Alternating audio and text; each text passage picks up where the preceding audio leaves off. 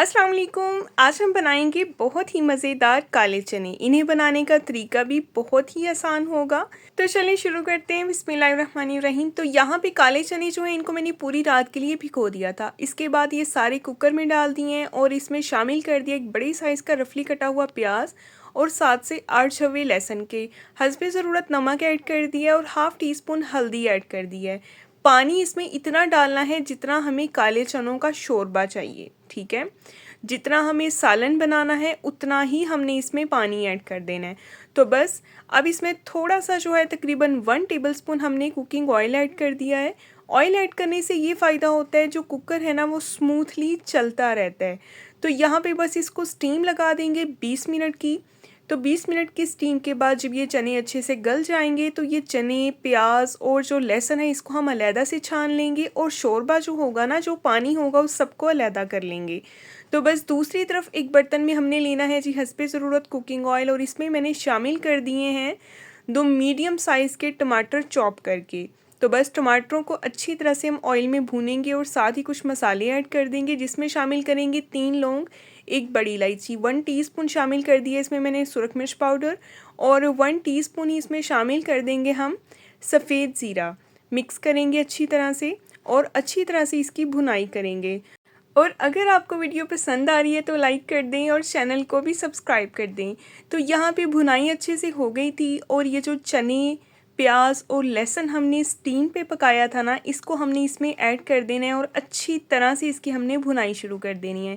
इसका पानी जो है वो मैंने सेपरेट निकाल के रखा हुआ है क्योंकि पानी ही हम इसमें इस्तेमाल करेंगे, इसके अलावा कोई पानी इस्तेमाल नहीं करेंगे। चनों का ही पानी इसमें यूज़ होगा, ठीक है। तो यहाँ पे अब हमने इसमें शामिल कर देना है फ्रेश कुटा हुआ अदरक 1 टेबलस्पून। अच्छी तरह से मिक्स करेंगे और अदरक के साथ हम इन चनों को खूब अच्छे से भूनेंगे तकरीबन 3 से 4 मिनट। इंशाल्लाह मैं आपको गारंटी देती हूँ, आपने इस तरीके से काले चने बना के खा लिए ना तो आप इस तरीके से ही बनाया करेंगे इंशाल्लाह। तो यहाँ पे मैंने इसमें शामिल कर दिया है 1 टेबलस्पून खुश्क धनिया पाउडर।